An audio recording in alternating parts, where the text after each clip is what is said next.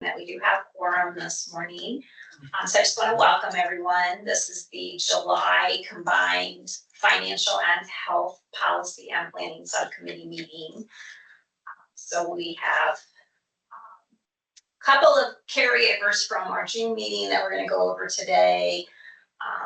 Brian Stitzel is going to spend some time working through the outcome of the June group health insurance fund reporting, and we're going to continue our discussion on trend assumptions. Potentially, maybe, depending on how today's conversation goes, I think, what I'd like to see is this group work towards some recommendations that we can take to a full committee, either for July, August at the latest, on any modifications to the current trend assumptions. That'll be an important piece that we'll need to have in place as we set the budget for fiscal year 25 and start our planning for fiscal year 26. So with all that said, I think our first order of business this morning, I just want to remind folks participating from the public, the meeting is being recorded, and also remind everyone that we are now posting the recordings for the subcommittee meetings as well as the SEBC meetings. Those we're working to have posted on the SEBC webpage 72 hours following each monthly meeting. So with that said, I think our first order of business this morning is going to be approval of our minutes from the June 17th combined financial and health policy and planning subcommittee meeting. We have that displayed here in the Teams platform, and that was also shared with subcommittee members in your materials packet last week. So I'll ask you to take a look at those. We'll certainly entertain a motion to approve those whenever you are ready. Laura Rowe, so moved. Courtney, second. Bill Orberly, second. Thank you. I heard a couple seconds there. We're going to go with Bill. Thank you, Bill. All in favor, please respond by saying aye. Aye. Aye. Aye. Do we have any subcommittee members opposed to approval of the minutes or abstain? Hearing none, our minutes are approved. All right, just real quickly, I have just a few brief updates to share with the subcommittee members this morning. As you know, the SEBC meeting for July is scheduled for next Monday, the 22nd. We will be releasing that agenda today.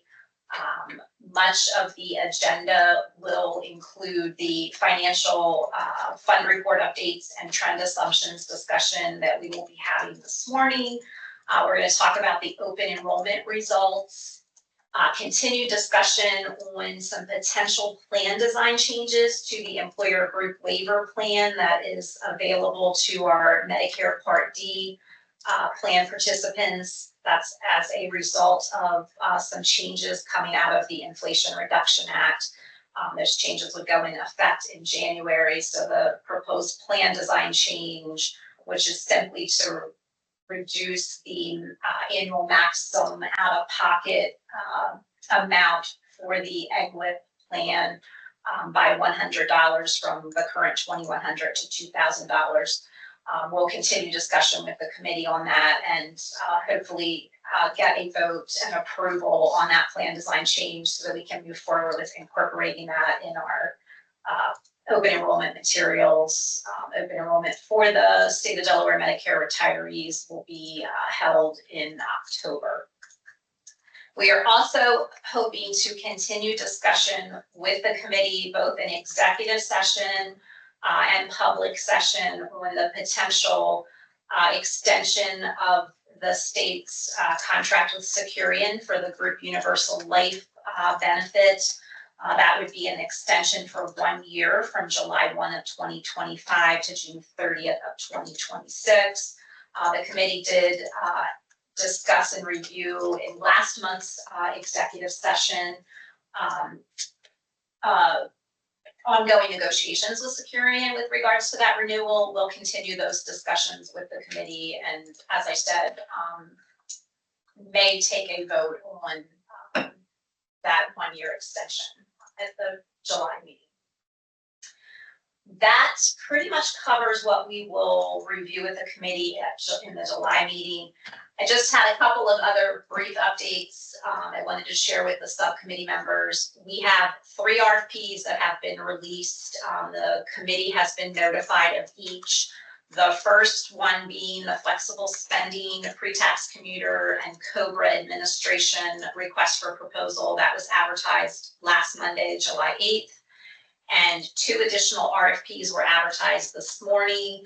The first being the Employee Assistance Program, and the second being the Accident and Critical Illness Program. Both of those went up this morning. And again, committee members have been notified and provided the links to where those RFPs are advertised on the Government Support Services website. And I think that concludes the updates I wanted to share with the group this morning. I'm happy to take any questions you may have. With regards to legislative updates, Stephanie's going to provide an update to the group here shortly. Any questions before we move forward? All right, thank you. I think then I will hand off to Stephanie to go through the legislative updates. Great, thank you. Good morning, everyone. My name is Stephanie Harness, and I'm the manager of the SEBC and SEBC subcommittees. So I'll be walking us through some legislative updates from the 152nd General Assembly, which concluded on June 30th. The SBO monitored and worked through a significant number of bills during the session. So I'll be touching specifically on the bills that mandate coverage changes to the GHIP and those which impact the SEBC and SEBC subcommittees. Next slide, please. All right, to begin, as presented in previous SEBC and SEBC subcommittee meetings during the financial update and projections, the anticipated cost of healthcare, including operating expenses for the GHIP for fiscal year 2025 is projected to be about $1.4 billion. So in the FY25 state operating budget, an additional $133.6 million had to be added this year to the group health insurance trust to reflect the increase in healthcare costs from the 27% premium rate increase. So just a caveat, if you watched the governor's recommended budget presentation in January of this year, you would have seen that that number originally was only $93.9 million. However, an additional $39.7 million had to be added during markup to reflect the 27% rate increase. Next slide. So currently, the SBO is monitoring 10 bills that were passed during the 152nd General Assembly, and these bills await action by the governor, which would mandate changes to the GHIP or SEBC and SEBC subcommittees. The total fiscal impact of these bills for fiscal year 25, which is our current fiscal year, is about $275,000, which is just a 0.02% increase from what was previously presented in the FY25 projections. So as this $275,000 was not included in the cost projections, which were presented by WTW earlier this year, many of these bills, of course, were not introduced or passed yet at this time, which is why they were not included. But this means that that $275,000 was not included in the 27% rate increase, which was voted on in March. Thankfully, however, this impact is very minimal and should have little to no impact on the FY25 budget. Next slide. All right, so starting to dive into the past legislation and what impacts it has on the GHIP, starting with House Bill 16 with House Amendment 1. This bill requires the GHIP to cover ovarian cancer monitoring tests for women who are treated for ovarian cancer, as well as annual screening tests for women who are deemed to be at risk for ovarian cancer by their provider. This bill has an effective date. It also includes the Medicaid population, which their effective date would be January 1st of 2025. However, the way the bill is written for the GHIP, it will not be effective until July 1st, 2025 for the FY26 plan year. Because of this, there's no fiscal impact for FY25. However, about $100,000 fiscal impact for FY26, which will continue over future fiscal years. And of course, we will include this rate, this $100,000 impact in our FY26 rate calculations, which will be reviewed and voted on in early 2025. Next slide. All right, for House Bill 110, this bill mandates the GHIP by enhancing coverage for services related to the termination of pregnancy, as well as limiting cost sharing for those services related to the termination of pregnancy. This bill is effective for the GHIP on January 1st of 2025 and has the minimal fiscal impact, about $13,000 for this fiscal year and a little over $26,000 for fiscal year 2026. Next slide. House Bill 274. So this bill is going to require that the GHIP provide coverage at no cost when prescribed to infants of at least one early peanut allergen introductory dietary supplement, as well as one early egg allergen introductory dietary supplement. So these supplements, the purpose of them is to hopefully minimize the number of children who are developing egg and peanut allergies in the future. So we will be required to provide this coverage. This bill is actually effective January 1st of 2026, which would be July 1st, 2026 for the GHIP plans, meaning it does not begin until FY27 for the fiscal impact, which at that point will be a bit over $100,000. However, no fiscal impact for FY25 or FY26. Next slide. All right, so we're going to get a bit into the bills that mandate changes to the SEBC and SEBC subcommittees. So starting with House Bill 281, which was passed with House Amendment 3 and Senate Amendment 1. This bill repeals the option in the current Delaware Code of providing health insurance to state of Delaware pensioners under a Medicare Part C plan, which is known as a Medicare Advantage plan. This bill was effective on June 26, 2024. It went into effect without signature from the governor and has no estimated fiscal impact for fiscal year 25 or 26. Next slide. All right, so House Bill 282 with House Amendments 1, 2, and Senate Amendment 1. I actually have quite a few slides on this bill. It's a bit hefty and has some pretty significant changes to the SEBC and SEBC subcommittees. So I'll go through these next few slides and then we could pause for any questions related to this bill or any of the previous bills that we reviewed. So House Bill 282 will take effect on January 1st of 2025, which will be during the next administration. So this bill makes pretty significant changes to the structure of the SEBC, starting with it removes the Delaware retiree appointed by the governor and adds 2 members who are Delaware residents eligible to receive health care insurance under a pension or retirement plan with the state. So additionally, it adds 2 retirees.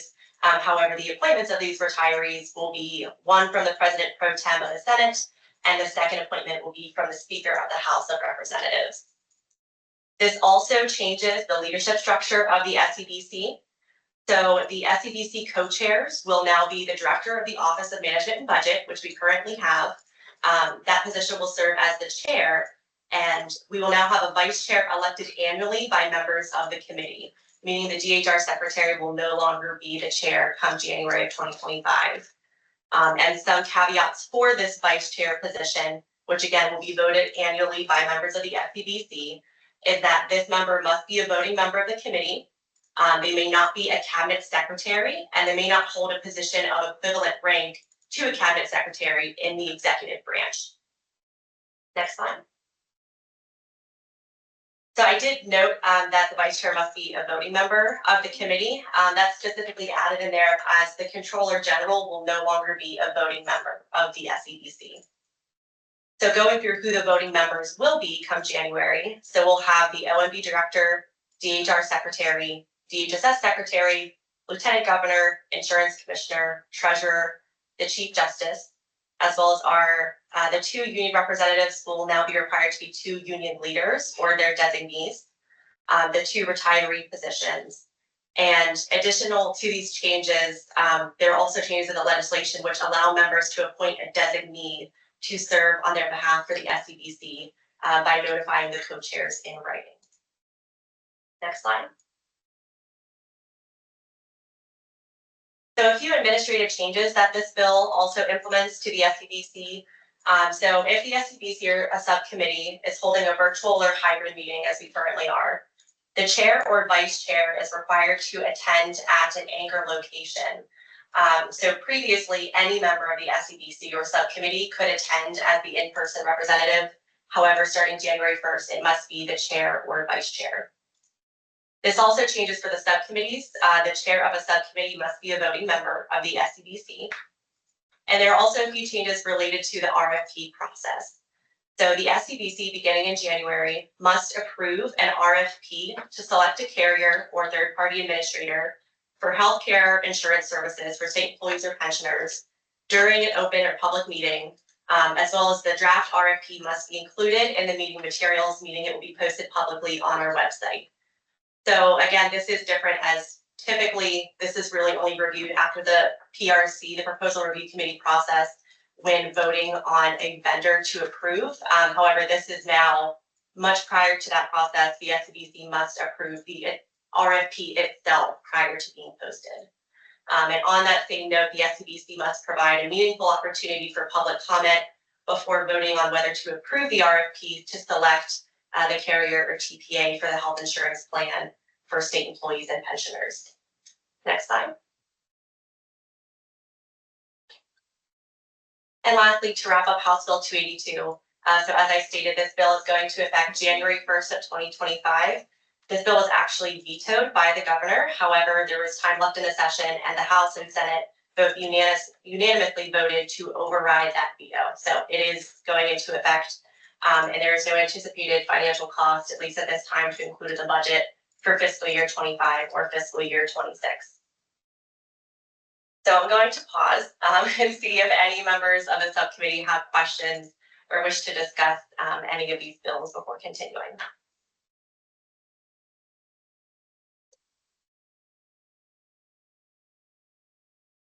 All right, being none. Sorry, go ahead. I've got a quick question. On the individual that's elected by the SEBC as co-chair, does that individual have the ability to decline that election?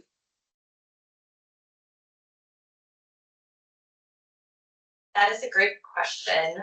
It was not specified in the bill, so I would say that'd be up to the next governor's administration to determine. But Yeah, Treasurer Davis, this is Faith Runs. I think that, or at least I believe the intent of the bill is that the committee would reach consensus on who that appointed second chairperson would be. So I guess in practice, it could play out that someone could be selected that isn't necessarily in agreement with serving in that role, but I don't know that that's the intent. I think that there would be, the intent is there would be a robust discussion with the committee on, who would be interested in assuming that role. And hopefully there would be agreement, including the individual that I think ideally would probably maybe volunteer or step up and offer to serve in that role. And then it would be discussion by the committee on a decision and a vote. Okay, just figured I'd ask. Thanks. Good question. Certainly one that, as we continue to think about how that conversation will play out, which I think we're going to be shooting probably for the first meeting after the start of the calendar year, and committee appointments have been made. We'll certainly think about how to handle that situation as we prepare for that discussion with the committee. Because it's going to have to happen fairly quickly after appointments have been made in January. thank you. Any other questions before we move forward? Hearing none. Next slide, please. All right, just wanted to also add in here House Bill 350, so House Substitute 2 for House Bill 350, which passed with House Amendment 1 and Senate Amendment 1. This bill establishes the Diamond State Hospital Cost Review Board, which is responsible for the annual review of hospital budgets and related financial information for Delaware hospitals. This bill has been signed effective date of June 13th.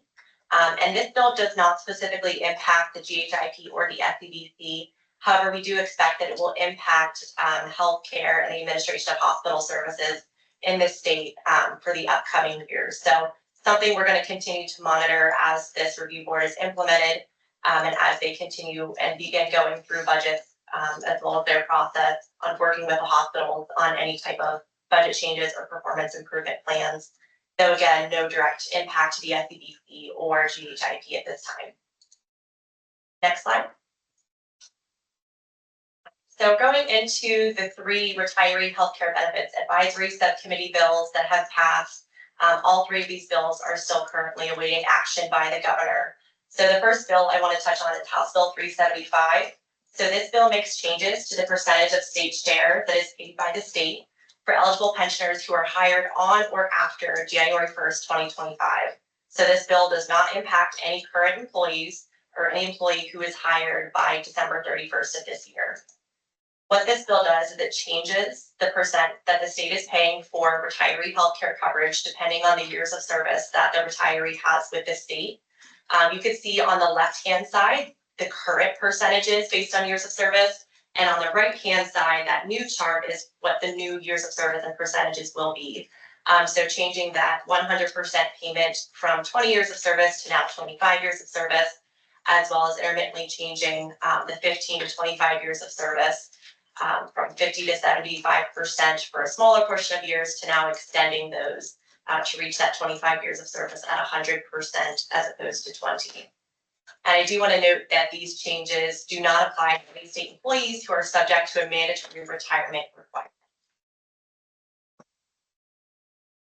Next slide. Yep, looks like we have a question from Lorianne. I just have a question, for this slide. I think it would be helpful not for you put estimated costs. Obviously, there wouldn't be a necessarily cost, it would be a cost savings. So I think it would be helpful to see what the decision is and what type of cost savings it would be to move to this higher threshold for getting the 100% coverage. So I just reframing that estimated cost section as a cost savings would be more helpful for folks. Yeah, Lorianne, it's Faith. That's a good point. And, obviously at this point, we haven't taken a look at or started to develop any savings projections associated with this bill, but we'll certainly do that over the coming months. I kind of am reflecting on House Bill 81, which I know the subcommittees have talked a lot about in recent years, was passed back, I think, in 2011 or 2012. But that was the last legislation that actually changed the required years of service to earn state share for healthcare.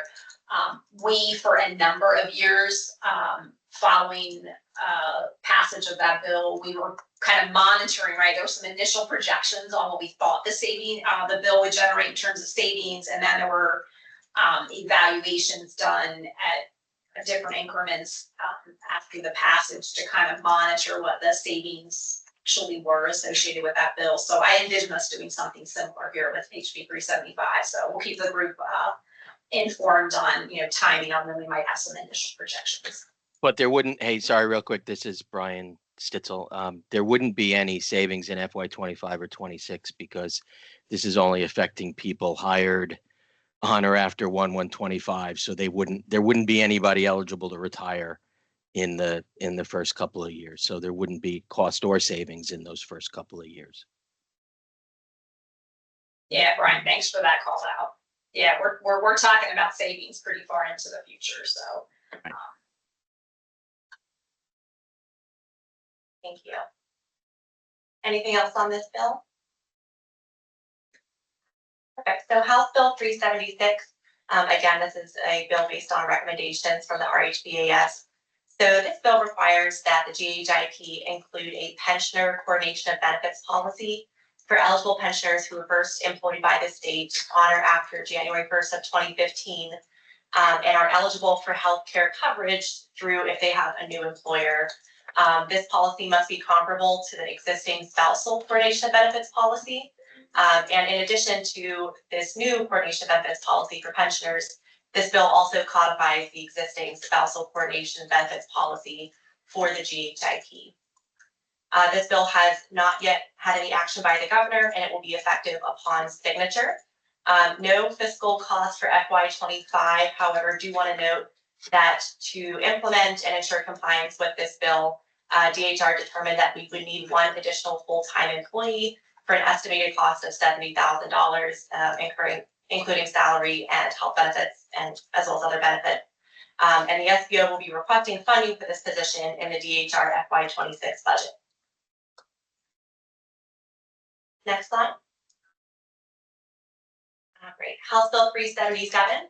So this bill requires that the state continues to offer eligible pensioners who were first employed by the state before January 1st of 2025, a plan that is comparable to the current special medical Medicare supplement plan. And for any eligible pensioners who are first employed on or after January 1st, 2025, the state may offer a different Medicare supplement plan, so long as it is not a high deductible plan. Again, this bill has not yet been acted upon by the governor. It would be effective upon signature. And as Faith had mentioned, many of these bills are quite some years in the future before we would see impact. We don't have any estimated fiscal costs for FY25 or 26. However, we would anticipate that there would be some fiscal impacts in later years. And before jumping to this next bill, I just also wanted to note there was an additional bill based on recommendations from the Retiree Healthcare Benefits Advisory Subcommittee that passed. That would be House Bill 330 with House Amendment 1. We didn't include it on this presentation as the implementation and compliance will be under the Office of Management and Budget. However, I did just want to note that the overall purpose of that bill is to increase the amount of annual appropriation to pre-fund the future state employee benefits retiree insurance, which is under the Other Post-Employment Benefits or OPEB fund. So that compliance, any increase in funding for that fund will be monitored under the Office of Management and Budget and included in the governor's recommended budget each year. But just wanted to call that out as it was an additional bill that passed under the RHBAS recommendations. Next slide. I apologize, I'll try to wrap this up. I know we have quite a full agenda. Senate Bill 232. So this bill is requiring the GHIP cover over-the-counter non-emergency contraceptive pills, which will be effective upon signature. Currently, the GHIP covers these medications regardless, so there will be no fiscal impact predicted for fiscal year 25 or any other future fiscal years. Next slide. Greatly, the final bill we have here is Senate Bill 272 with Senate Amendment 1. So this bill requires insurance providers, including the GHIP, to provide the same reimbursement to pharmacists that is already provided to other medical providers who perform the same services at a rate equivalent to an advanced registered nurse or a physician assistant. And the purpose of this bill is to ensure pay equity for the pharmacist. So if you were to get your flu shot at your PCP office versus a flu shot at the pharmacy, the pharmacist will now be paid equitably to what the payment would have been to the provider at the office. This bill is effective January 1st of 2025 and does have a fiscal impact, about $262,000 for fiscal year 25 and over $500,000 for fiscal year 26 due to the TPAs needing to implement new credentialing services, payment services, and contracts with pharmacists to ensure this equitable payment. Next slide.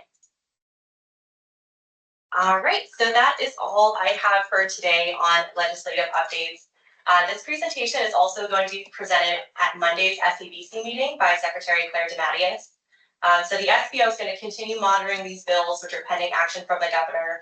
And just want to know, we've already begun working with our health plan TPAs on implementing the bills, which require changes to GHIP coverage beginning in January or for fiscal year 2026. So I appreciate your time and patience. I know there was a lot to go through. It was a very busy legislative session, and just going to keep you posted on anything additional that occurs with these bills. And unless there's any questions, I'm going to pass it over to Brian from WTW to go through the June fund report and fiscal year 24 financial updates. Thanks, Stephanie. Just going to take screen share here.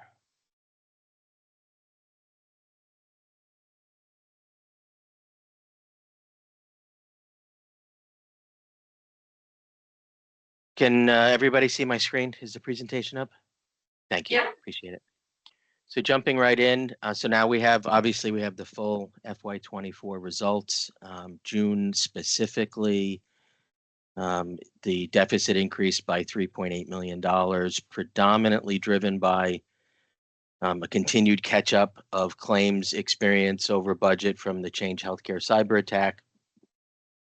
Specifically, it looks like we are primarily all caught up. We got an estimate from Highmark that there's potentially about another $1 million left out there, but that's insignificant to the full roughly $1.4 million budget. So we should be all caught up there. The other key point to note here is that you can see the other revenues line in June shows a surplus to budget of about $8.1 million, but that includes the special $7.3 million transfer from OMB to solve for the cash deficit at year end.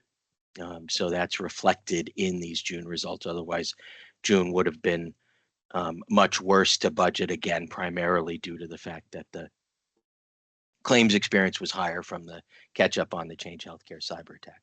So from a full year standpoint, premium contributions, a little bit better than budget, about $3 million or 0.3% better than budget. So call it relatively in line with budget.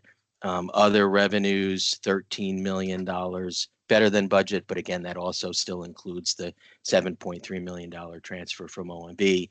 So otherwise would have been roughly $6 million better than budget, primarily due to, as we've discussed over the previous months, both commercial and EGWP rebates coming in higher than expected, primarily driven by claims being higher than expected.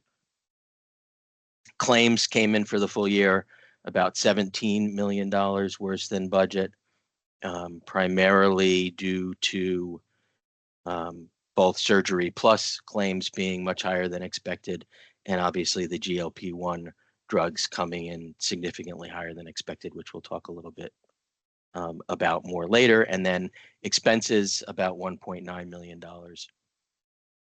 worse than budget, again, due to the bucketing of the Prudent RX shared savings fees, where it was originally embedded in the claims forecast. And then when actual data came in, gross savings came in through claims, and the higher Prudent RX shared savings fees came in on the expense bucket. So it was a bucketing thing.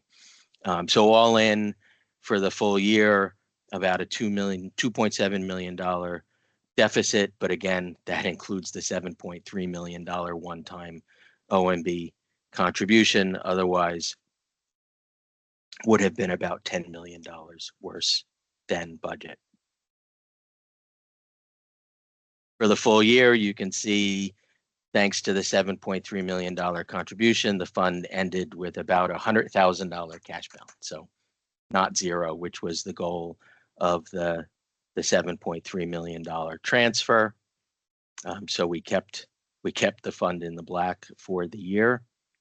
And going forward from a premium contribution standpoint, again, there's the $3.2 million, about 0.3% higher than budget, primarily due to slightly higher membership, right? So every year we assume that membership in the GHIP will grow by 1% year over year, and FY24 actually grew by, we have a later slide, I think it was about 1.6%. So primarily just driven by higher enrollment. From another revenue standpoint, again, you can see $13 million in total for the full year, again, including that $7.3 million discretionary contribution, and again, mostly driven by the rebates. So on the commercial rebates, we're about $10 million better than budget. EGWP rebates about $3 million better, offset by, recall back in January, the year-end reconciliation for the 2022 EGWP plan year, calendar 2022 plan year, was about $10 million worse. So the big increase in rebates were offset by this much lower than anticipated year-end reconciliation payment, net getting us to the $13 million better than budget from a other revenues standpoint. I see we have a hand raised. Yes, it's Bill Oberly. Hey, Bill. Just for my edification, when you talk about the 7.3 million transfer from OMB, does that represent the state share of the cost of GHIP, or is it just an outright $7.3 million infusion of capital? Outright $7.3 million covering both state and non-state groups. Faith, I don't know if there's anything specific to what happens with some of the non-state groups in terms of payback. I mean, right now our forecasts assume that the $7.3 million will be all paid back during FY25, but I don't know if there's any additional implications on non-state groups. No, not at this time. Okay. So Bill, it's the total. Bert, you have your hand up? No, I think maybe you Oh, sorry. misunderstood my. I'm sorry. I mean, for all intent and purposes, let's use the 80-20 versus, for purposes of discussion, the state contributes 80%. Oh, Employees can contribute 20%. This 7.3, does this represent the 80% cost that the state contributes, or is it just a $7.3 million infusion of cash? Bill, it's Faith, it's the latter. It's as Brian said, I mean, it is just an infusion of cash into the fund to pay expenses. Okay.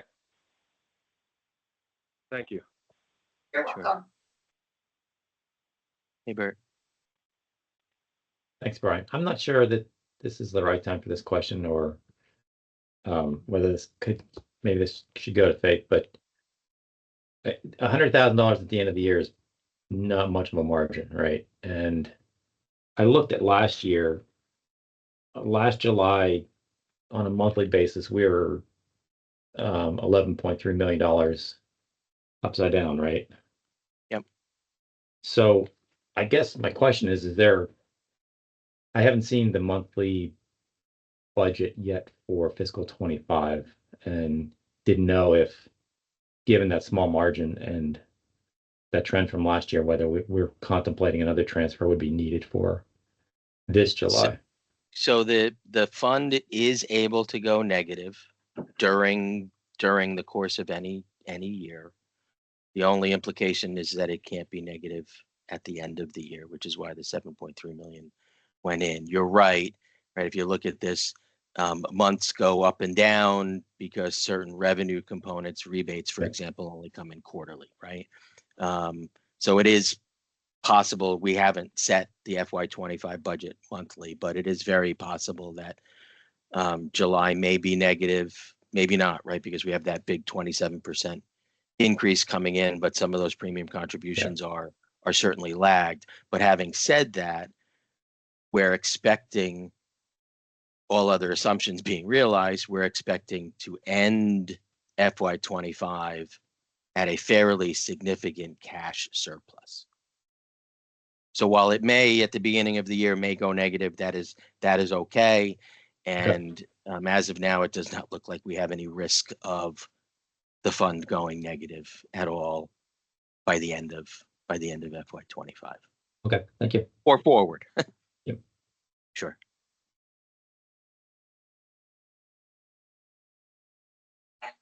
There's still a hand raised. Yeah, I think Laura may have a question.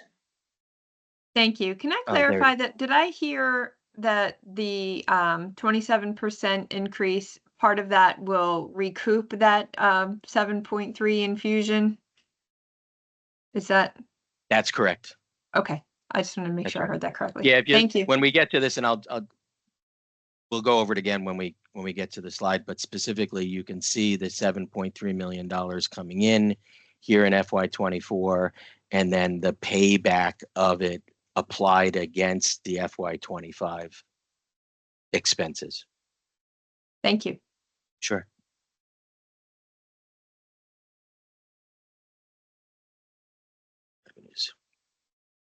So from a claims standpoint, we talked about the fact that the primary driver of claims in FY24 coming in worse than budget were due to the GLP-1 utilization, about $15.7 million worse than budget in total. Again, almost exclusively driven by the GLP-1 utilization, which we'll talk about more in depth during the trend conversation. Overall, active employees and pre-Medicare retirees expenses claims came in almost 7% higher in FY24, and then on the Medicare population, it was almost 11%. So for a full GHIP increase year over year in claims of 7.6%, which factors in the GLP-1 impact, the Prudent RX impact, which was new for FY24, and then is also inclusive of the higher enrollments, about 1.6% in higher enrollments.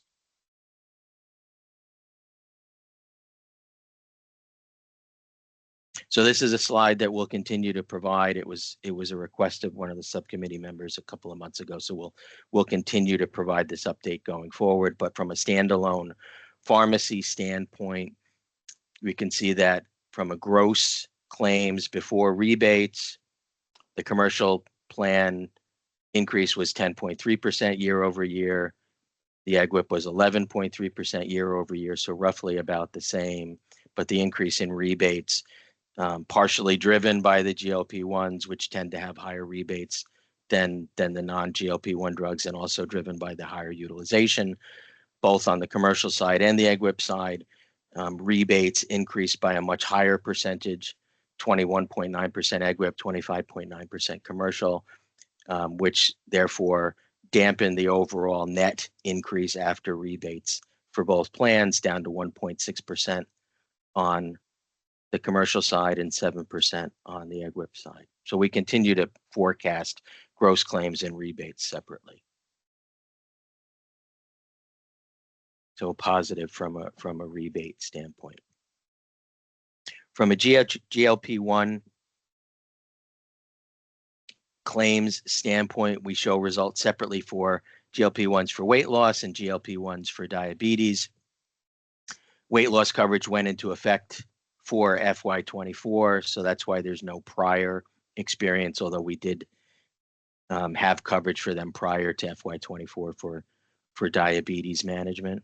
You can see the GLP-1 gross cost before rebates for the full year was $14 million, so significantly higher than what was originally projected and budgeted for during the year, as well as significantly higher on the diabetes side, so a 45% increase in spend for diabetes. So year over year, we're talking about roughly $22 million in increased cost due to GLP-1 prescriptions.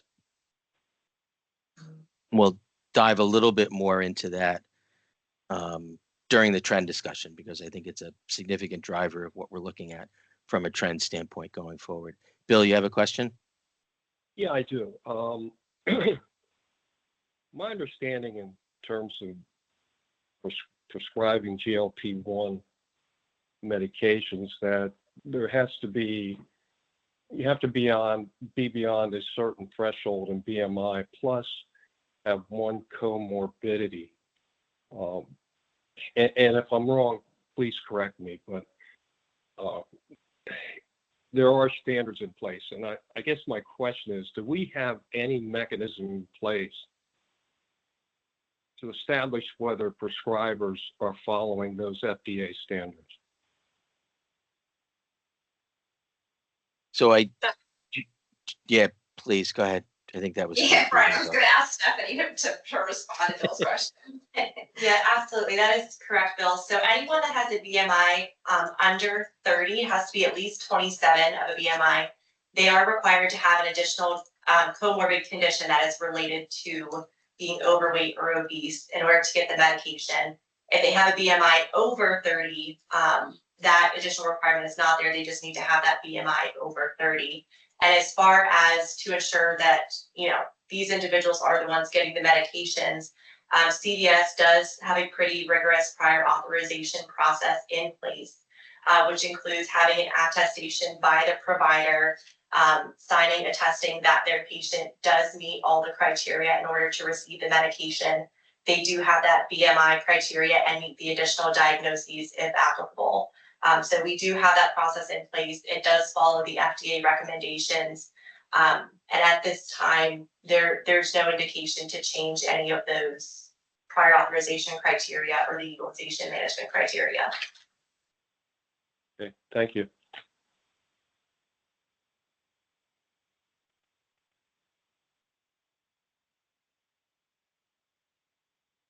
So again, on the expense side, expenses came in just under $2 million worse than budget. You can see the primary driver is in the program and ASO fees, which includes the higher Prudent RX shared savings fees, which were not initially anticipated in the budget, but still fairly close to budget from an expense standpoint. We talked real quickly about the fact that we assume a 1% increase in enrollment year over year. And you can see in total, while there were shifts between a couple of the plans with First State Basic up significantly year over year at 12.5%, the HMO enrollment down year over year. Net, we were about 1.8% higher year over year in membership. You can see that the high mark cells for June are, call it a little bit grayed out. We don't have actual June enrollments yet for the First State Basic, PPO, and Medical plans, but would not have a significant bearing on overall membership. Experience by group, consistent with what we've seen over the past few months. Active employees and pre-65 retirees running at about the same loss ratio, 107% for actives, 108% for pre-65 retirees, and then the Medicare population running nearly a $9 million surplus when looking at premium contributions and other revenues, less expenses and claims. So for an overall GHIP loss ratio of 105% for the full fiscal year. And then jumping down to the forecast, again, we show the $7.3 million coming in at the end of FY24 being paid back during FY25, and without any changes in the trend assumption, which we'll talk about in a minute, and any other potential pending legislation that may impact costs going forward. We will still have a fairly significant cash surplus, and then targeting a $0 surplus after reserves with our minimum reserves. You can see the jump up from FY25 to 26, going from 2% of cost to 4% of cost, would require roughly about a 1% increase in premium rates each year over the next 3 years to sort of ultimately target that $0 surplus after reserves by the end of FY28. Certainly changing the trend assumption and the expectations that costs will be higher than the trend assumptions that we're using today of 6% medical, 3% medic fill, and 9% pharmacy will certainly have a bearing on future rate actions. So let me pause there real quick before we get into the trend assumption and the impact on the GHIP to see if there are any questions relative to the FY24 experience.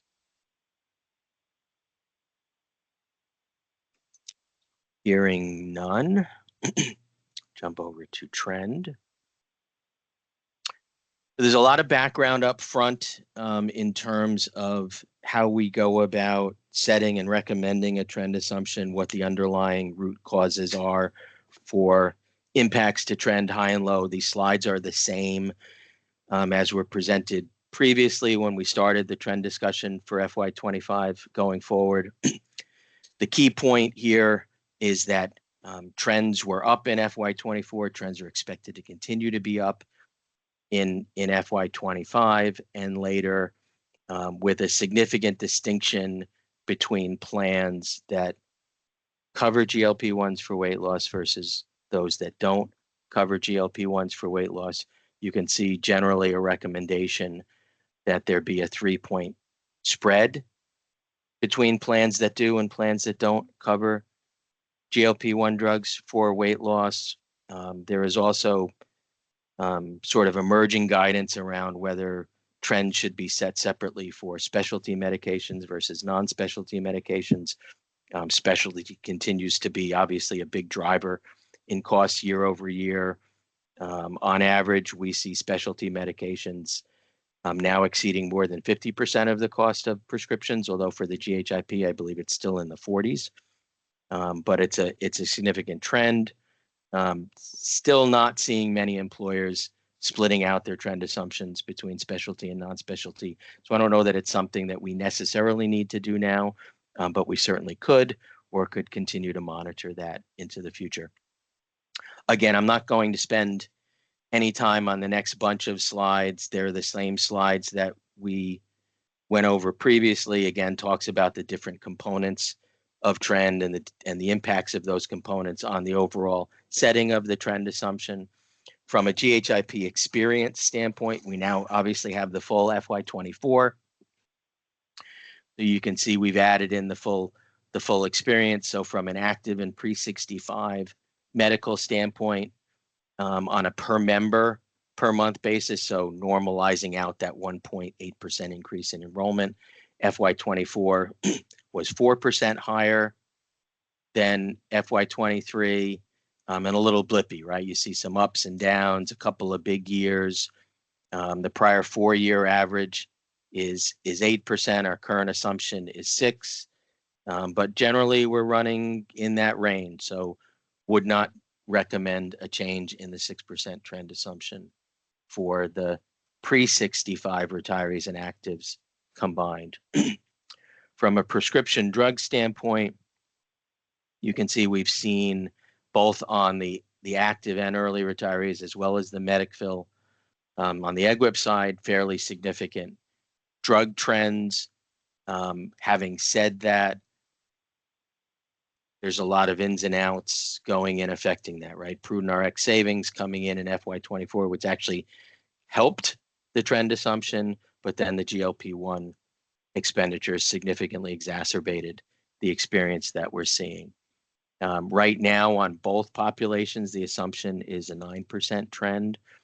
You can see we have a recommendation in here of 15% down to 11 with an asterisk, which I'll go over in a minute after I talk about the medical side on the medic fill.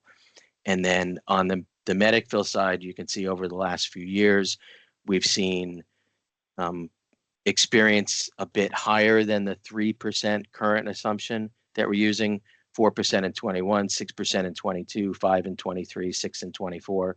So we're recommending a 2% increase in that assumption from 3% to 5%.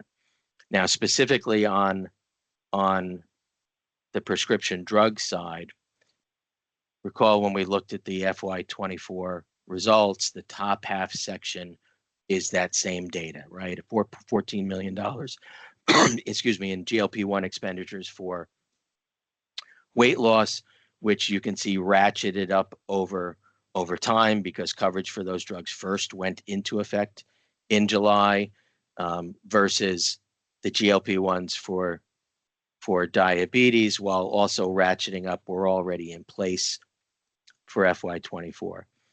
And if we take an approach where we start to look at the different components of the pharmacy spend independently, what we're looking at here is an assumption that for weight loss, we'll continue to see a 2% month-over-month increase. So, for example, this $2.6 million and 2032 independent claims is a 2% increase over what we experienced in June.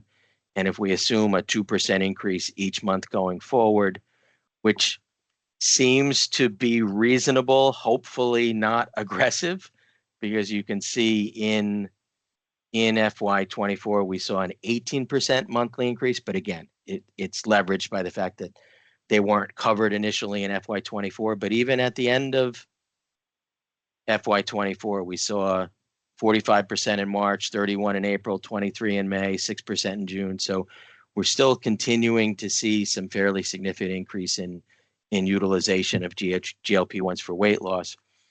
And if we assume that 2% per month average, that would mean a $21 million increase in GLP-1 spend for weight loss drugs, which still seems fairly reasonable in terms of what we're seeing and what we might expect, which is another 148% increase year over year. And then if we assume the same 2% increase in GLP-1s for diabetes treatment, we would see a 29% increase in that same class of spend for FY25. Treasurer Davis, you have a question? Yeah, I'm just wondering how many, total state employees we expect to cover.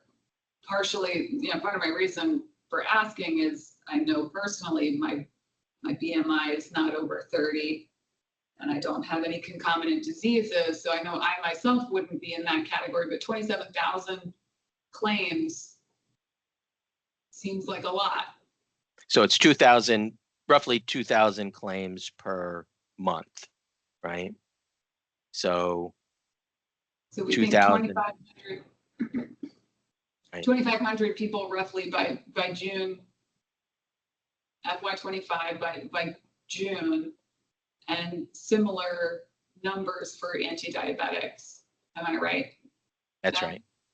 And you think that's what's our total threshold as far as lives needing coverage? Where will we plateau, I guess, is my question, Brian. I'm sorry, I didn't hear that last part. Sorry, my question is, where do you think we will plateau? Where will we plateau? It's a good question. I don't know if it's a question we can answer. I mean, obviously there's a huge obesity issue in the United States in general. I'm not sure how pervasive it necessarily is comparably in the GHIP population. If we're talking about between the two classes, let's call it 5,000 people, right? And we've got roughly, I think, 130,000 members in total. That's less than 4%, right? Which I think in the country, our percentage of people who are technically determined to obese, I think, is much higher than 4%. So I don't even know if this plateaus it here anywhere nearly where it might go.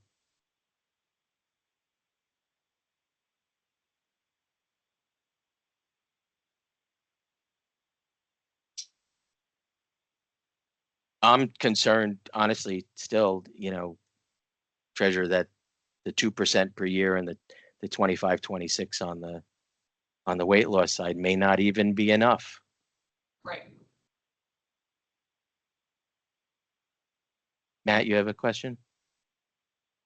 Yeah. Can you talk a little bit about what the ballpark for the range or the magnitude of the rebates on these drugs? And then also, when you're thinking about trend, are you thinking about trend based on the gross experience, or are you looking at the net experience? Yeah. So we don't know the specifics on the rebate side, although anecdotally, we believe that they're upwards of 40 to 50% of the cost. So having said that, right, close to half of this would be offset by rebates because this is the gross cost expenditures. On the by component, that's sort of the direction where we're going, where based on the immaturity of covering the weight loss drugs and where we think they're going, it probably does make sense to look at these things independently by component, where the 9% trend assumption on claims without consideration of GLP-1s and without consideration of the impact on the prudent RX savings is a reasonable assumption to assume. And then we separately measure where we think the GLP-1 expenditures are going, right? So we've sort of set that in this initial assumption set, the 148% for weight loss, the 29% for diabetes. Prudent RX savings are driven specifically by specialty spend, which should be a bit higher than average trend between specialty and non-specialty combined. And that's where we come up with this sort of net 15%, but we should likely project them independently, set assumptions for them independently, and project them independently and monitor and track them independently.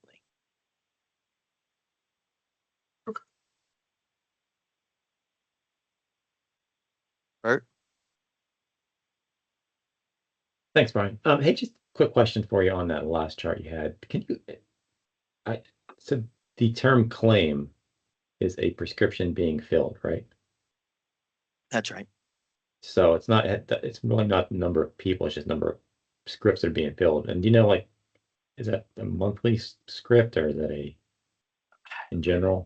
I'm not sure what the dispensing for, meaning can somebody get a 90-day supply versus 30? That I am not sure. I would still liken it to people. You know, it's the number that are being dispensed each month, whether it's 30 days or 90 days. If it's 90 days, it shows up, you know, January, April kind of a thing. And if it's 30 days, it shows up January. But on average, it should be about the same, and therefore pretty much the number of people.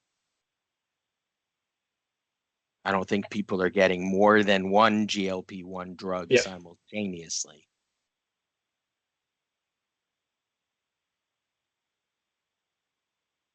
It's Faith. Stephanie and I were just pulling some information. I think those claim numbers are pretty spot on with the number of unique utilizers.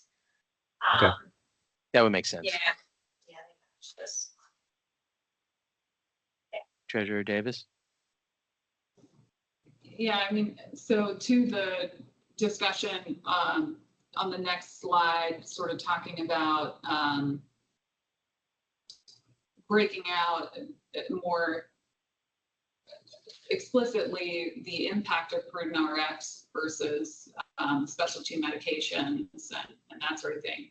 I think I'm just curious if there is, if you're able to overlay some of the data, because one of the things that I think about for weight loss and diabetes is overall, you know, quality of life and reduction in overall expenditure over time for those individuals. So you may say, well, you know, someone who's been placed on one of these medications for weight loss, they, you know, 5 years down the road, avoid a knee replacement or, you know, some other type of one-time expensive cost. And I'm just curious if you are able to provide some analytics on what that projection might be. Because I think it's we're sort of describing narrowing the silo by which we look at these medications and the actual expenditure, and not necessarily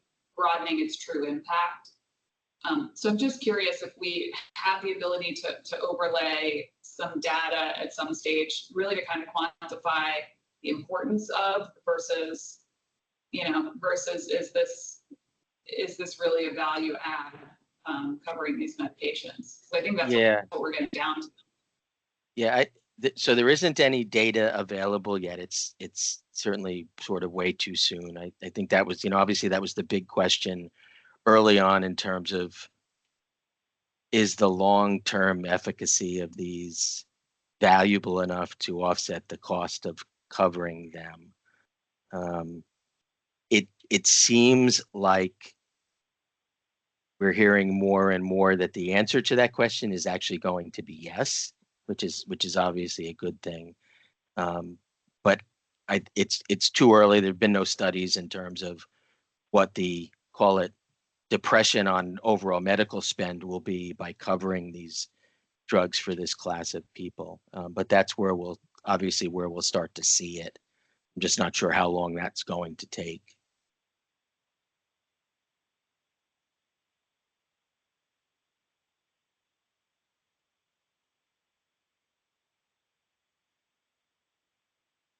if we assumed just for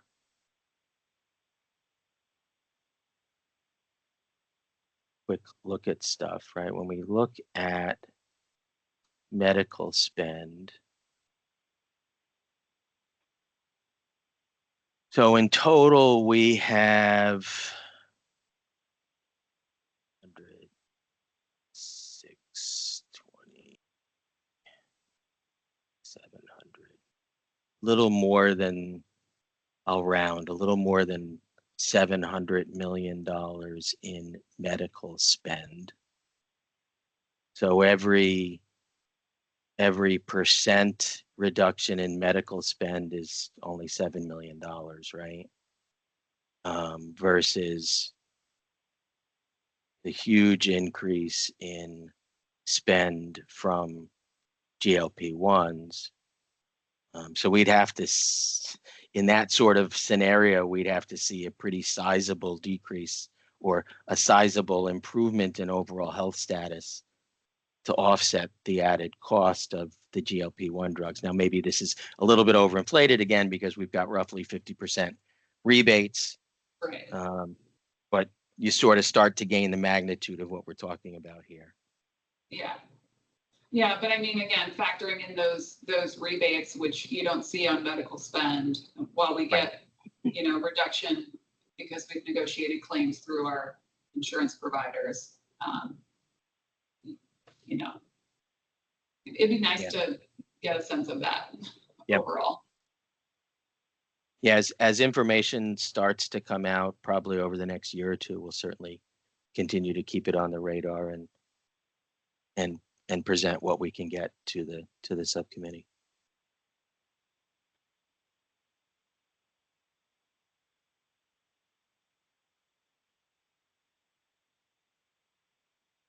Does the subcommittee want to make recommendations, vote on recommendations now relative to what to bring to the SEBC, or do we want to not do that until August? And what consequences does that have in terms of readiness to prepare the budget for FY25? We can prepare it both ways. We can have a budget set without and with the recommendations. I don't, other than the subcommittee sort of being able to digest this for a little bit longer, the data itself isn't going to change, right? So let's put prescription drugs aside for a quick second. The recommendation on the medical side from WTW standpoint really doesn't change from the keeping it at 6, and on the medical side for the medic-fill population, increasing it from 3 to 5%. That's not going to change. We're not going to have more data next month. And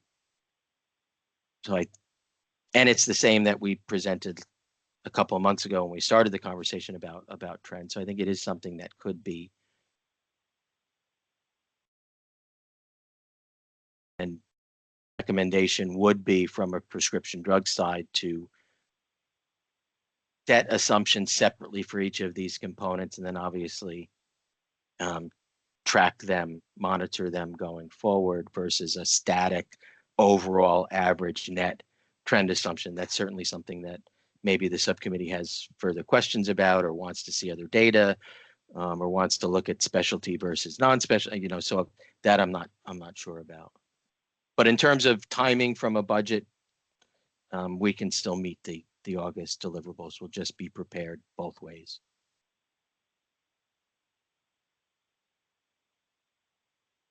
Treasurer Davis? Yeah. I mean, I still think that we should move, to make a recommendation at this stage, despite the fact that we want more information. So I just my 2 cents, I think we really do need to still have a recommendation prepared as far as pharmacy spend as well. Brian, can you explain a little further the recommendation on the drug trend, the 15 down to 11. Yeah, so it's really all just driven by the GLP-1s, right? So what's exacerbating the overall average 15? It's obviously this 148% and 29%. But if you were to extend these tables down to FY 26, 27, 28, the year over year increases in GLP-1 spend will become less and less and less, which means it will have a smaller impact on the overall weighted average. So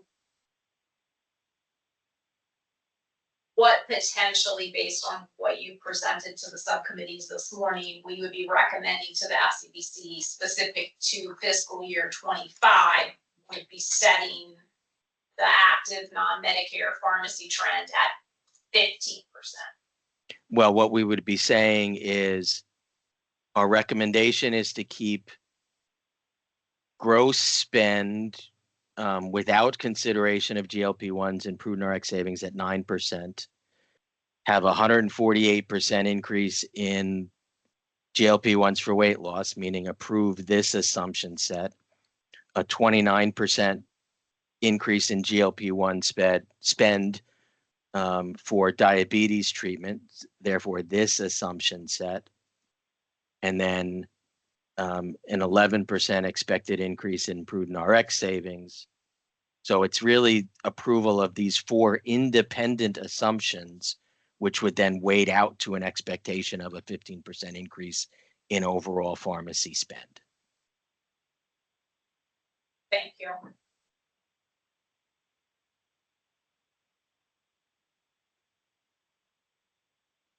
Bert, I think you had your hand up next. Yeah, thanks, Brian. I don't really, my preference would be to wait until August to do this. I would just say 2 things. I think on the previous slide, that initial 2% starting in July seems awful low. So I don't know if you can, maybe the first quarter of the year that should be 4% increase and then 2% after that. Yeah. And then the other thing is, these 2 slides I don't believe were included in our packet. So They weren't. Yeah, we'll get a new. If you could just provide those after the meeting, I'd really appreciate it. Thank you. Absolutely. Matt. Hey, I'm just having trouble squaring a couple slides. So could you go to below slide 9? And then could you compare? So I'm looking at slide 8 in the fund report, and I just don't know if it's like a bucketing issue or what I'm looking at. So if you go down to, if you add those, what I see as the net paid after rebates for the 2 populations, is there a population that's missing? Because it seems like a smaller number than that's on the other slide. No, so see the $422 million here? Yeah. That's the sum of the 200.8 million AgWIP and the 221.2 million commercial. This is all before rebates. Okay. So that's what this net spend, which is again based on, the different components that make up the 422 million, which one is obviously negative because of savings. Okay, so could you go back to slide 8 then? I'm having a hard time here because I'm seeing a relatively modest 1.6% increase in the commercial sector from one year to the next, and that feels quite modest to me. It's in the fund report. Okay. Is it not the case that actual pharmacy claims paid after rebates went from 129 to 131 from one year to the next? That's right. Again, that's Okay. after rebates, right? So rebates went up. Impact on the plan. That's right. Thank you. But rebates are a separate component. In other words, There's also, call it below this net spend, there's a separate rebate component where rebates in FY23 were 150 million. I'm sorry, that's 23. Were $120 million, which would have lowered the 381 to a net spend, and the $150 million big increase year over year. And then obviously for FY25, 6, 7, 8, we would also have a forecast of anticipated rebates, which would lower this net spend and likely lower the 15%, would be a lower number after rebates, because we're still expecting rebates to also go up by more than 15% in FY25, for example. And we could certainly add, if since we may table this to August for the August meeting, we can add rebates into this illustration of costs gross before and after rebates from a forecasting standpoint. No, I mean, I'm just trying to wrap my head around this because it feels like you're painting one picture of claims being out of control, and I'm seeing a 1.6% increase at the end of the day. Which was again because of a significant improvement on the rebate side from both a market check standpoint as well as the GLP-1 drugs. You know, I'll estimate it. We don't know by class, but call it 40 to 50% of the $14 million here and the $24 million there, which was also a significant number.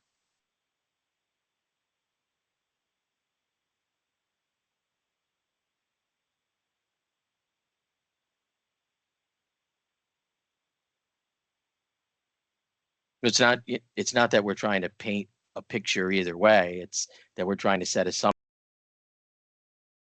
component before rebates based on where we think they're individually going.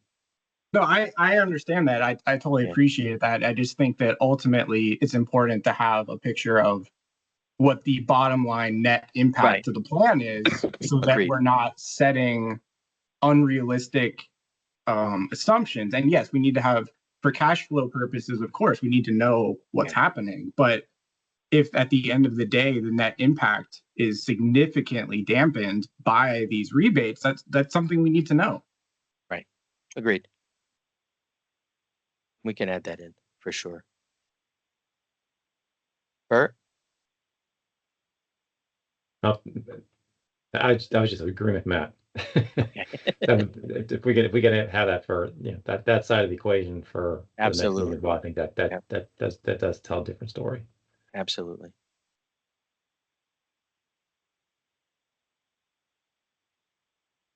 I think we have some mixed opinions on whether or not we bring forth a recommendation for July to the committee or wait until August. We have confirmed here on our end, we will have the June reporting, no, the July reporting by the time this group reconvenes in August. So we would have, one more month of data to take a look at, maybe to address some of the earlier concerns about whether or not we're projecting a little low for July.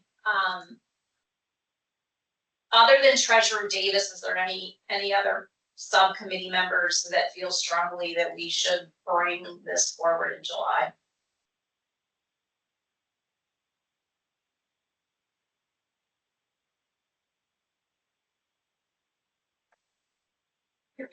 So I think that based on that, we'll certainly have a discussion with the SEBC on Monday, but I think, in light of the questions today and some of the concern, that'll stop short of bringing forth any full recommendation to them until August. So Brian, thank you. I know you did some work even through the weekend on this, diving into some of that pharmacy data a little bit more. We appreciate that additional work. I think it was helpful for us to see that breakdown.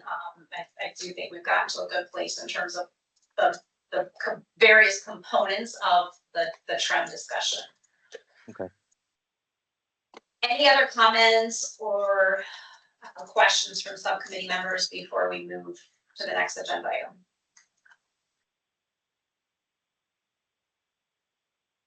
I think we're gonna direct for, I think what might be a through meeting now, some discussion on the CVS Health Virtual Care Program. I think I see Jen. Jen, are you taking the lead on this today? Oh, she's got her hand up. All right, awesome, thanks. Thanks, Faith. So we're going to continue our discussion on the CVS Virtual Care Program recommendation for the Aetna plan participants only. We'll do a quick recap and then hopefully have some discussion around each of the programs. So this is, just as a reminder, this is the telemedicine option only for the Aetna plan participants. Currently utilizing Teladoc in conjunction with Aetna. And the program includes acute care, behavioral health, and dermatology services. Currently, the pricing structure is an administrative fee per employee per month, and then a per claim charge when the service is utilized by the member. And as part of an annual contract review with Aetna, a new solution was proposed to the SBO. Aetna's parent company, CVS Health, created their own telemedicine option with competitive pricing. We've reviewed this option in both May and June subcommittee meetings this year. As a next step, we're looking to get a recommendation from the subcommittees on the telemedicine option, and then we will share that recommendation with the SEBC at the July 22nd meeting. A few notes. Moving to the CVS virtual health option would not result in any significant cost savings. And the direct access to dermatologists through the current Teladoc offering, it seems to be very valued by the plan participants today due to the number of limited providers available in this specialty. On a related note, Highmark has also approached the SBO about an enhanced telemedicine offering, and we will be bringing this for further discussion later this fall with the subcommittees. So just a quick recap on the price comparison of Teladoc today versus the CVS Health virtual option. Administrative fees are approximately 20 cents less per employee per month. And then if you take a quick look at the medical, it's $1 less for the pass-through amount for any acute care visit. And then the behavioral health are very comparable, but slightly less in a few categories, such as behavioral health consultation with a non-MD, and then all subsequent behavioral health talk therapy consultations. And then the dermatology option, which we've visited before, under the Teladoc arrangement, there's direct access to dermatology through the Teladoc program. However, under CVS Health's options, there's not a direct access to a dermatologist since they believe the majority of skin conditions can be handled by a general practitioner. I know that in our last meeting, some questions around this arose, and we reached out to Aetna to ask them a little bit more about this, as this was an intentional design on CVS Health's part. So, Jacqueline, could you go to the next slide? Aetna provided some additional consideration as a result of our last meeting. The practice for year to date referred out 743 total patients for specialties of those who used on-demand services through the CVS virtual health program. Of those specialty referrals, only 33 were electronically referred to a dermatologist. That's about 4%. When Aetna refers to a dermatologist or to any specialist for that matter, Aetna's care coordinators chart the referral in Epic and follow the referral until the visit is scheduled from a clinical perspective. However, Aetna doesn't track the amount of time between the referral and the visit completion. And then Aetna's clinical practice is now expanding their use of Rubicon, which is an e-consult provider. This allows Aetna's clinical practice to consult with specialists while triaging if an in-person specialist is needed, and insists ensuring high quality care is received in the most appropriate setting. So I'll pause there if there are any questions. Okay, so our next steps would be for the subcommittee to make a recommendation on whether to continue with the current teledoc program as it is today or to switch to the CVS virtual health program. Matt? Hey, I'm sorry, could you go back one slide real quick? I just wanted to clarify something. So Aetna on a national basis has, that seems like a really low number of patients. Isn't Aetna a huge company? Yes, yes. So the CVS virtual health program is new to them this year. Okay. So this is there's a smaller subset of companies using this. That's why it's such a smaller subset today. So this isn't like a representation of their full book of business by any means. Okay, thank you. Sure.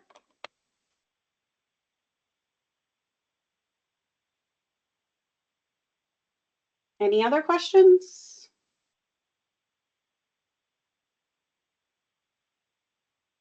This is Faith. I'm inclined to make a motion or a recommendation that we hold on any move to CVS virtual health and remain with teledoc at this time for Aetna members.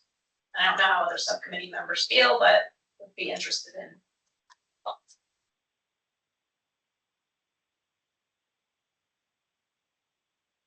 I would agree with that. That was my inclination.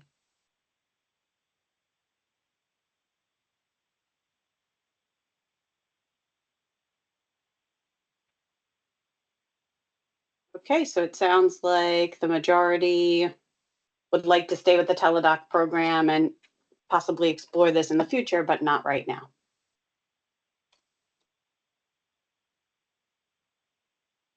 And Faith, can I ask real quick? I mean, is this something, the kind of thing that you would rather not, like it's not big enough to warrant an RFP, or is it something that could be considered in the process, in the to undergo an RFP process? I think, Matt, I want us to have a little bit more discussion about, you know, what we would hope to get out of doing a carve out RFP just for telehealth services. Yeah. Okay. What would those goals be, right? Like, because I can certainly see some advantages to that. You know, sitting here today, the need for telehealth services is certainly much different than, you know, what we were looking at pre-pandemic. I think it would be helpful for administration, for ease of communication and understanding, if members had a consistent vendor for telehealth services. But I think it would require us to have some more discussion on what would that scope look like, and then obviously there'd have to be some discussion on timing to do a separate RFP, which might take us down the road of perhaps maybe it makes more sense to build out a telehealth component in our next third-party administrative services RFP, since we would be starting that, I think, within the next 24 months. So those are just my thoughts. Okay, thank you. Yeah, I would just add along those lines, it would be nice to get a sense of utilization of the virtual health program, Faith, and maybe that would help guide whether an RFP is necessary and otherwise, you know, whether we're looking at incorporating that into the next overall health program. Treasurer, thank you. Yeah, and I think we can monitor that and perhaps report back to this group. And maybe even moving forward on a quarterly basis, we can report out on utilization a little more specifically so that we can we can see, I guess, two things, just overall what utilization looks like compared to traditional healthcare services. And perhaps as well also monitor the impact of any marketing or direct targeted communications that our vendors are doing to promote telehealth services as an alternative. So we'll take that back.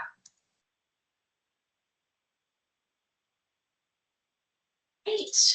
I think that takes us now to gene and cellular therapy landscape. This was a discussion we tabled from last month's meeting. And Michelle, are you taking the lead on this discussion? Yes, I am. Awesome. Good morning. Good morning, everyone. So as you can see in front of us, we are going to cover the gene and cellular therapy landscape for the GHIP programs.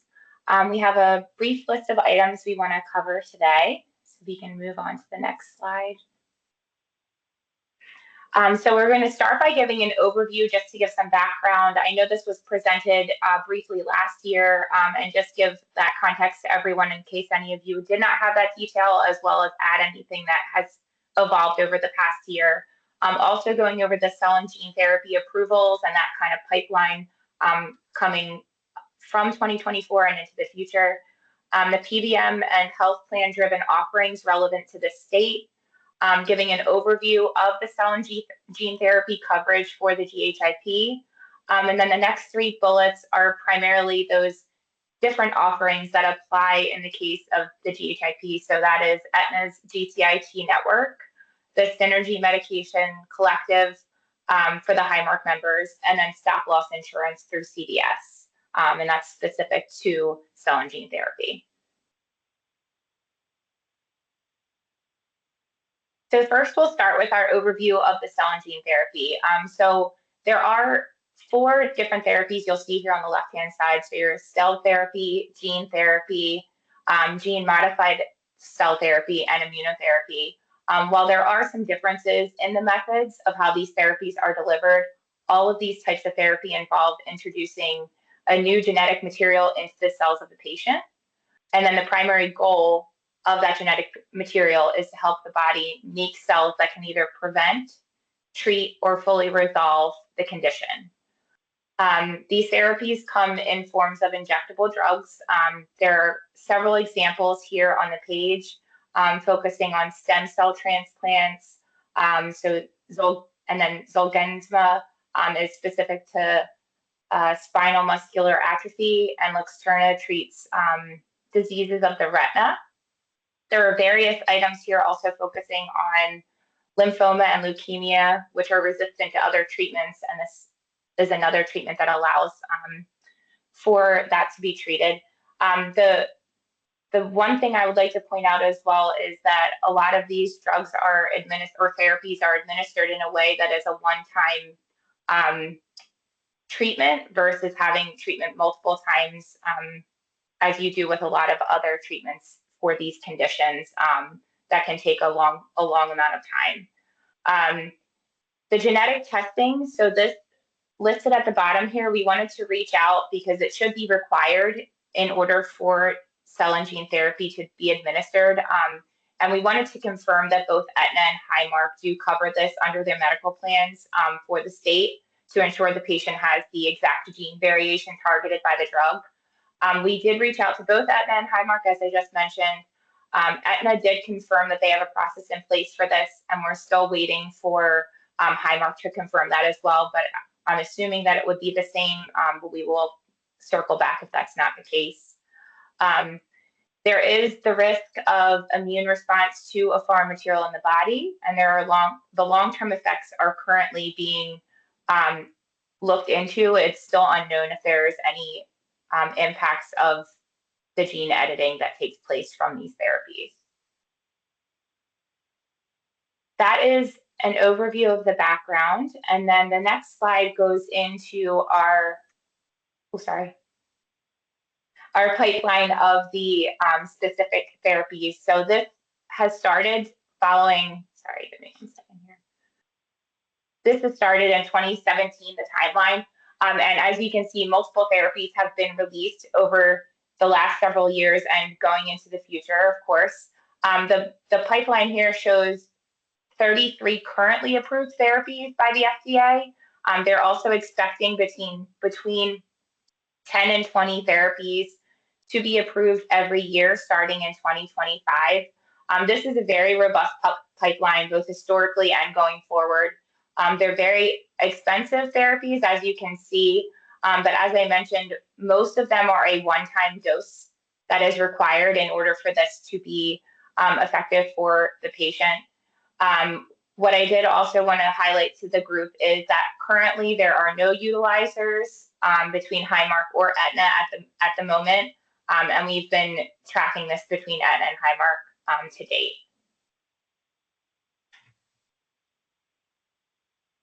Any questions before I?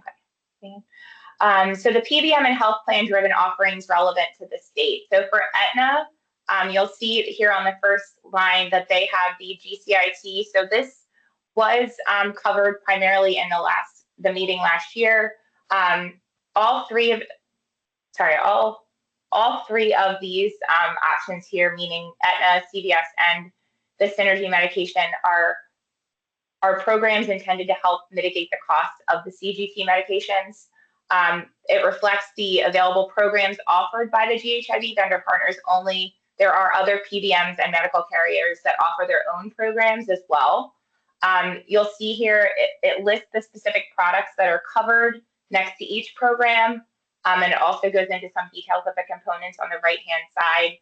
I know one of the things that the subcommittee might want to discuss today is around the stop loss specifically that CVS offers.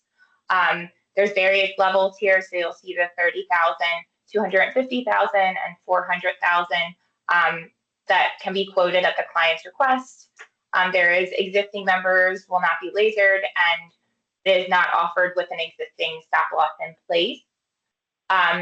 The Aetna program,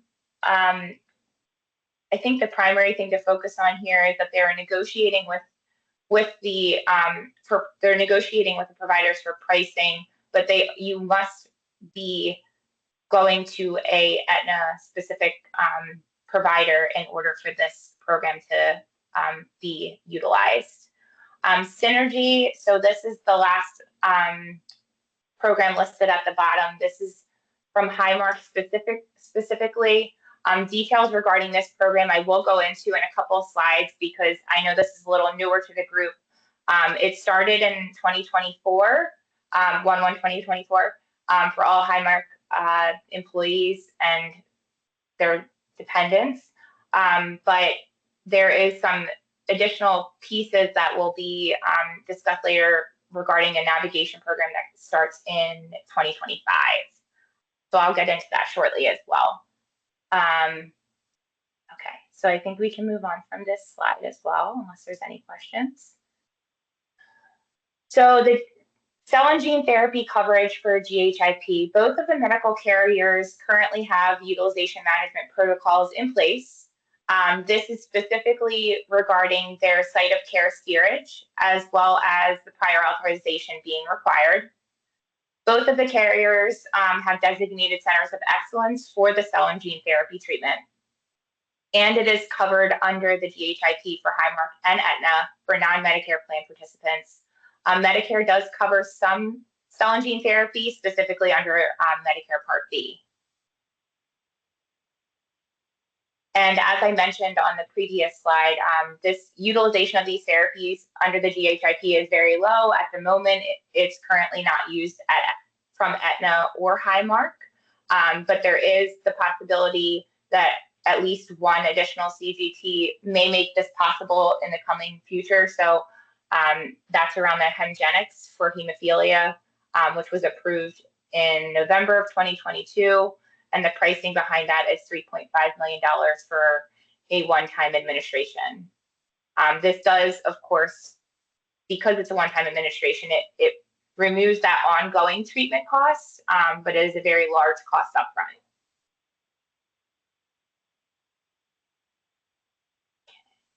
Move on to our next slide. So as I mentioned earlier with the Aetna GCIT network, this does reduce the total cost of care for the GHIP and its Aetna members, but there is the trade-off of it requiring the use of a narrower network of high-quality providers to access the selected cell and gene therapy at a lower cost. We go through some different examples of the available cell and gene therapy services since July 1st, 2023. Of course, this list is expanded for those that were approved from 2023. There are over 200 centers of excellence across the country delivering the high quality care. And this is inclusive of the Delaware and surrounding states, and specifically noting here the Nemours Children's Hospital of Delaware and the Children's Hospital of Philadelphia. The participating providers in Aetna's GCIT network may not offer all of the GCIT services.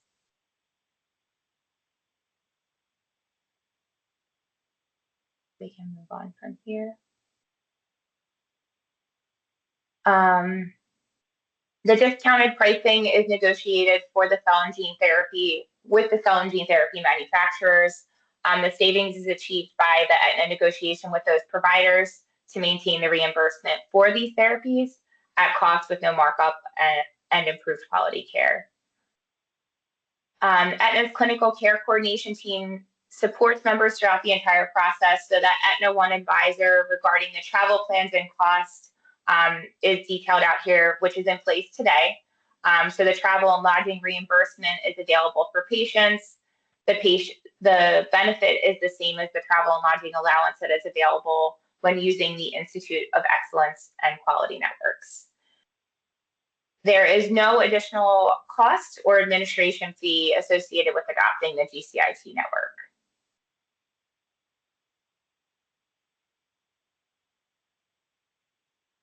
The next couple of slides go into the detail around the Synergy Medication Collective for Highmark members. This has been effective for the Gene and Outcomes program specifically since 1/1/24. They are also, as I mentioned earlier, in the process of getting ready to release in January 2025 the Cell and Gene Patient Navigation Program. So this was established by the Blue Cross and Blue Shield affiliated companies. It is not specifically owned by Highmark. It's another company, but it is used by all of the Blue Cross and Blue Shield affiliated companies.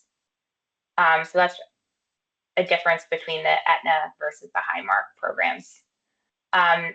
This is a medication group purchasing organization jointly owned by all Blues plans, and it's offering the solutions to help Blues plans group customers manage cell and gene therapy. So as I mentioned a minute ago, the One Gene and Outcomes program is effective as of 1/1/24, where the patient navigation program will not be available until 1/1/25. And then moving on from there, just at a high level here, this is just giving a summary of what is already in place today for Highmark. So this is that Gene and Outcomes program. It combines the value-based contracts and comprehensive data tracking for investment protection. It is a streamlined process to capture and track the comprehensive outcomes of data over time. And it will continue to create and administer its own drug policies and medical processes with the Synergy, providing specific policy criteria requirements to qualify for contracts. So as I mentioned, this is live as of January 1, 2024. There are no current utilizers of this for the state, but it is something that is available since 1/1/24. And then moving into our navigation program that should be on the next slide. This is opening it up to providing a robust national network of providers that meet the cost and quality standards. It is also powered by a synergy vendor, which is Emerging Therapy Solutions. They have quality-based network of providers and facilities nationwide with decades of expertise, negotiating nationwide transplant networks with the Centers of Excellence. And I move into our stop loss. So stop loss specifically is being offered by CVS to spread the risk of the incurring high costs associated with gene therapies across a large number of payers. From a Willis Towers Watson standpoint, we have about 17 to 29% of organizations surveyed confirm that they have stop loss insurance to address gene therapies. National clients with more than 1,000 employees have been interested in evaluating stop loss and have gone as far as getting quotes, but the total cost of stop loss that covers gene therapy has been cost prohibitive for most organizations. There's a couple of things we also need to keep in mind. I know that the existing members will not be lasered. The cost will be quoted at a client request, and the different stop loss levels listed here are the 30,000, 250,000, and 400,000 that I mentioned earlier. And this is not something that can be offered to plan sponsors if they have an existing stop loss coverage in place, which in the case of the state, that is not currently. So this is something that could be considered, and we do have that as a next step for the subcommittees to think about. I'm not sure if it's something you want to discuss today in detail, or if you have any questions, just based on all of the background that we've provided so far and to date on the cell and gene therapy. Michelle, it's Faith. Is WTW able to give us any sense for the size of our population, what we might expect to see in terms of quotes for stop loss if we were interested in it? And I don't even have any context on like what's that look like from a cost standpoint. Yeah, I know Brian was going to help me out on that one specifically. Do you have any feedback, Brian? Yeah, I'm sure it's going to vary significantly by size. A lot of these programs are also only covering specific subsets, and I'm not sure if the CVS program's covering all cell and gene therapy drugs. But give me one quick second here. What I read is that it was not covering all. Not covering all. It was restricted to specific therapies. Yeah, $3 PMPM or less. I don't think you would pay anywhere near $3, but I would call that maybe an upper bound. I also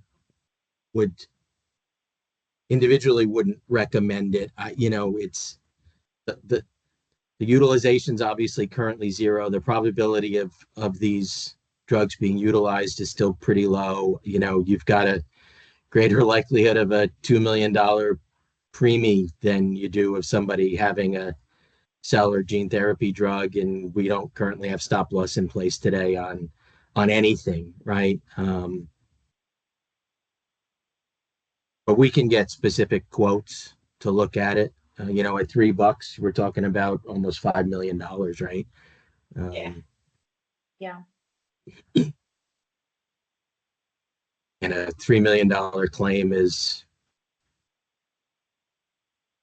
1/3%, 1/4%, something like that. It's still pretty low in terms of the overall spend of the GHIP. And, anytime you factor insurance into any equation, you might have short-term wins, but over the long term, you're ultimately going to pay more through insurance than not. So, but let's do the due diligence. Let's ask for quotes, but it's not necessarily something that I would recommend that is going to cause any type of significant volatility in experience if you don't insure it through stop loss. Well, and if I could ask, and I know Matt has a question, maybe even before we dive into trying to understand what the cost might be, is WTW able to give us further clarity on the the demographics of the organizations that you surveyed that have purchased it, right? Like, how do they compare to the state of Delaware? You know, I don't want to make the assumption that they're much smaller and that for, you know, their exposure to one of these therapies would be, you know, much more significant than perhaps we would see, but it would be helpful to understand that. Yeah, and my guess is they're probably much smaller, meaning they are probably organizations that already utilize stop loss in general, right? So call it under 10,000, even smaller in terms of covered employees, in which case they've already got stop loss in place and certain things are being carved out from the regular stop loss policies, because a lot of these cell and gene therapy stop loss are not underwritten from a client specific standpoint. It's a broader pool across the entire organization, which means in their case it makes sense to purchase it. But let's look at those companies specifically just to clarify that. Did you have a question? Yeah. So I apologize if you've already covered this, but I was just curious in looking through this, did you come across, are there any firms or entities in this area that are offering kind of like alternative payment plans or ways to like spread out the cost over time instead of having a big upfront cost?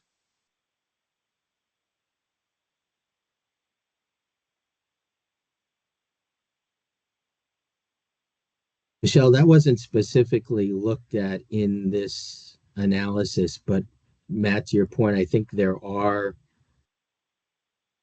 organizations out there that are looking at those types of, call it amortization type models, right? Yeah.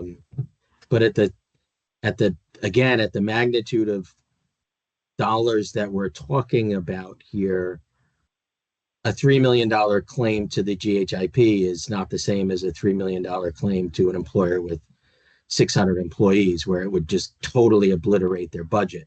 So while those programs are out there, I don't think there's something that makes sense for the GHIP at this point. Okay. All right. Thanks.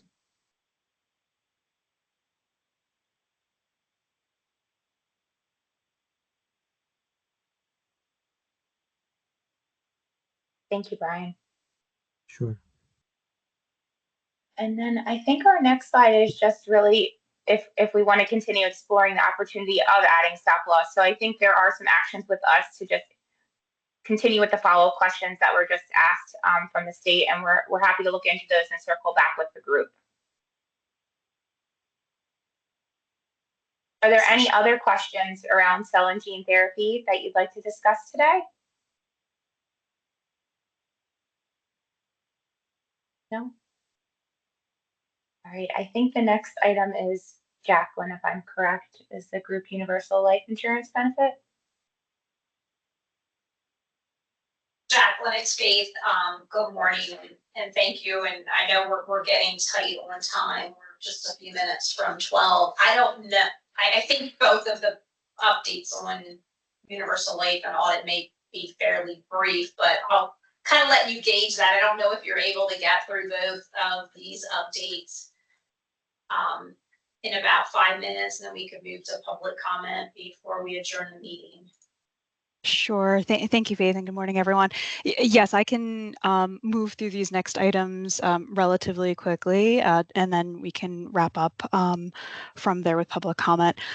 So quickly for the subcommittee, before diving into the specific details here, the next two items on the agenda, the group universal life insurance benefit, as well as the the audit RFP scope of work. The intention for today's conversation on both of these items is really just to revisit both of these topics. We've had some prior discussion in the earlier subcommittee meetings this year about both the life insurance benefit as well as the practice of that is currently in place today around auditing the medical and pharmacy claims through the TPAs and PBM. The intention is to get feedback from subcommittee members about the scope of requested services that an RFP for each of these two components, meaning the life insurance benefit as well as the auditor of claims for the GHIP, understanding what the scope of services that would be requested in an RFP for both of those two items. So the material in both of these decks is largely a recap of prior discussions. To kind of quickly touch on each for the life insurance benefit specifically, skipping over some of the context, which is largely covered in some of my initial comments, really just looking for feedback from subcommittee members on this for both life and audit. Ultimately, we'd be looking for some final feedback and thoughts on recommendations at the August subcommittee meeting. So today's really just discussions, any feedback that the subcommittee has for us, but then looking to kind of finalize those thoughts and recommendations at the August subcommittee meeting. We had talked about this at our last meeting, or I should say 2 meetings ago, so I'm not going to go through the details here, but really we wanted to just recap for subcommittee members what some of the key differences are between group universal life insurance, which is currently in place for state employees, and versus group term life, which is an alternative life insurance alternative life insurance product that is by far more common in the industry for employers to offer to their employees for a life insurance benefit.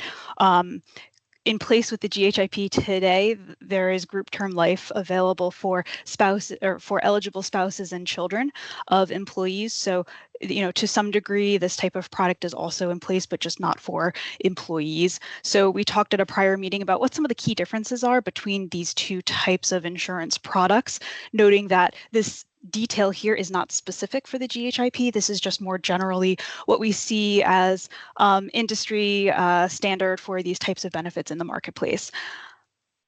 We talked a little bit last time about some alternative design options to consider putting into the life insurance RFP.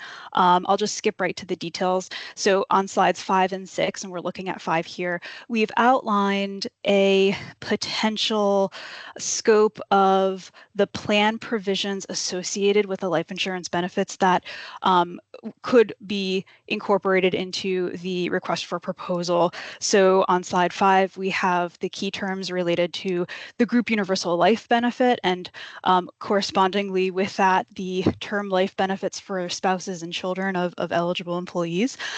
You'll see if you compare this to the current in-force policy that the state has in place today, you'll see that the plan provisions that are outlined here should match the current design of the state's life insurance benefit. We also talked at a prior meeting about potentially considering increasing the maximum coverage limit for employee group universal life. It's currently at about $350,000 maximum for any employee to elect in terms of that life benefit. We've talked about potentially increasing that higher maximum amount to potentially upwards of $500,000, so giving people a little bit more life insurance coverage. Slide 6 is really just kind of if we were to ask for group term life products as an alternative plan design in lieu of group universal life. Again, looking at group term life as an option would potentially broaden the pool of potential life insurance companies that may bid on this RFP. So the provisions of that group term life plan are outlined here. You'll see for the most part, they are pretty similar, if not completely consistent with the group universal life outline on the prior page. The biggest difference is that we're not going to see, and the provisions related to the cash value account are not going to be part of the group term life product, because cash value accounts are purely just associated with group universal life and not group term life. So when you look at things like loans, when you look at things like the amount of the maximum coverage amount for accidental death and dismemberment insurance, you're not going to see references to that cash value account in this group term life benefit, because it's not a standard component of group term life. So I know I rushed through that rather quickly just in the interest of time, but that's to give the subcommittee a brief sense of what we had prepared to talk about related to group term life and group universal life. Again, we will revisit this in August, and we'll look for feedback and recommendations from the subcommittee on what the final scope of services could look like for the RFP, which will then be brought to the SEBC for further discussion in August. I'll spend 30 seconds on audit RFP. Here, really, it's just, recapping the content that we included at one of our more recent subcommittee meetings, just again to kind of refresh the group's collective memory on what the history of the GHIP auditing medical and pharmacy claims experience, and then talking a little bit about what the scope of services of the current GHIP auditor for claims is consisting of. At the very end, we did talk a little bit about some more emerging capabilities in the audit vendor space. Our expectation is that these emerging capabilities, some of which include claims of the potential to review claim experience in more real time. Currently, there's a pretty big lag on the time between when claims are incurred and paid and then when they're audited. And there are a very small number of emerging vendors that say, well, we can do this a lot quicker. There's some pretty material implications and considerations associated with those types of programs that do it on a more real-time basis that in the interest of time, we certainly won't talk through today. But again, these are things that we'd like to spend a bit of time in August talking through so that we could finalize on a recommendation for the SEBC's consideration in August related to the scope of services for the audit RFP as well. So apologies again for going through that rather quickly, but that's the general idea for what we would like to have some further dialogue with the subcommittees about in August. But I'm certainly happy to take any initial questions that the group may have about either of these two topics today. Jacqueline, thank you. I would just ask all subcommittee members, let's please maybe take this away as some homework just to go back through those slide decks and be prepared. And certainly welcome if you have thoughts or suggestions as we prepare for a more robust discussion at the August meeting. Please don't hesitate to send those thoughts or questions to Stephanie or myself. We can certainly incorporate those into the discussion. Jacqueline, thank you again. Do subcommittee members have any other business they'd like to bring forth today? Hearing none, I'm gonna, Ashley Tucker. Sorry, I just want to change that I'm abstaining from approving the minutes from last month as I was not present at that meeting. Thank you. Thank you, Ashley. We will note that. All right, I'm turning to Carol. Carol, do we have anyone registered for public comment this morning? Nope, so we don't have anyone pre-registered for comment. Is there anyone logged in virtually that would like to make a public comment? And if you're dialing in over the phone, you can hit *5 to raise your hand.